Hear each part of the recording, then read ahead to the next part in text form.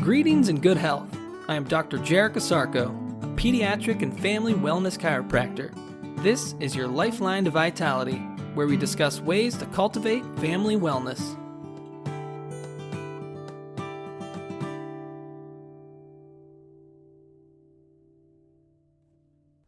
Good day and great health. Welcome back to another edition of your Lifeline to Vitality. Today on the podcast, does chiropractic affect mental attitude? It is no stretch of the imagination to observe physical manifestations of our emotions. Who has ever clenched their jaw in anger, tightened their shoulders in fear, or hung their head in grief? The body is often the canvas on which the mind paints, but the inverse is true as well. While not as forthright as the brain's effect on the body's effect on the brain can be just as detrimental. No ailment is sequestered to the mind or the body. Yes, there are conditions that prevail within the mind or body, but whether classified as psychosomatic or somatopsychic, one will always affect the other. How is this so? This is possible because the nerve system is involved in both physical and mental ailments. Nerves are the common denominator. The nerve system is foundational to all functions of the human organism, both mental thoughts and bodily actions. It is the master system because it controls every movement we make, senses everything we feel, regulates all our body organs, and relates us to the outside world. The nerve system connects to every organ, gland, and tissue to guide their function. If there is an impairment or interference with function, we have dysfunction. Since the nerve system is tasked with controlling all functions, it is at the center of all dysfunctions as well. Nerve dysfunction is a precursor to disease. Disease then is an effect of nerve dysfunction and not the other way around. And no matter the function or dysfunction, the nerve system is involved. Quoting medical scientist Dr. Speransky from his groundbreaking work, A Basis for the Theory of Medicine, gradually two basic facts were established. The first is that many pathological processes, the cause of which has been regarded as absolutely foreign to nervous influence, have been found to be in reality entirely dependent on the latter for their origin. The second thesis concerns all the processes not belonging to the first group. To whatever chapter of pathology they belong, however complicated their composition, and however variable their course, the nervous component remains from beginning to end the factor that determines their general state. The general state of health and disease, both mental and physical, involves the nerve system.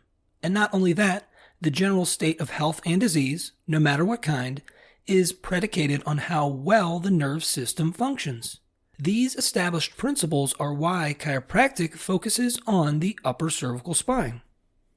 The upper cervical spine houses and protects the lower section of the brainstem and the upper portion of the spinal cord.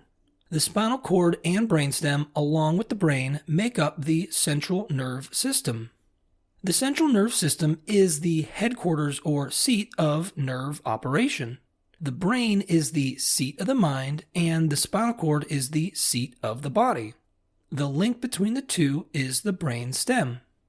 A circuit of nerve tracks between the brain and body makes life possible. This circuit gives the nerve system its global quality. Afferent and efferent nerves are the transmitters of information between the brain and the body. Afferent nerves transmit sensory impressions to the brain for interpretation. These sensory impressions come from every organ, gland, and tissue. The brain mentally adapts these sensory impressions into a response that aims to benefit the function and maintenance of the body. Efferent nerves transmit mental adaptations to the body for expression. These mental adaptations are sent to every organ, gland, and tissue. A high percentage of these nerve tracts bottleneck at the brainstem region. The upper cervical spine surrounds and protects this vital area.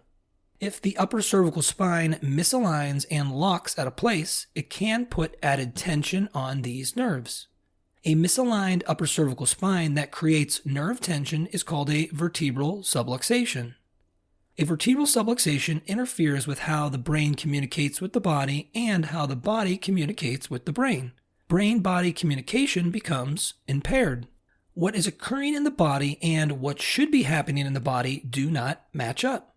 Miscommunication impairs nerve expression and function.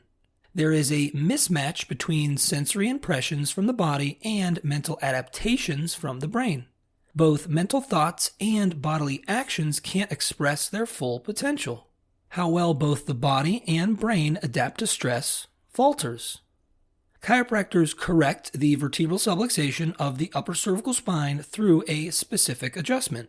An adjustment helps reduce nerve tension at the brainstem level. This allows the brainstem to better communicate with the brain and body.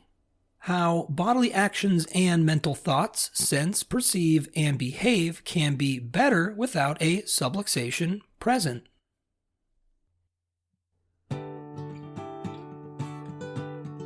Thank you for listening. For even more information on how chiropractic can benefit you and your family, please check out my website, ohiospecific.com. That's ohiospecific.com. Until next time, remember to keep your head cool, feet warm, and your mind busy.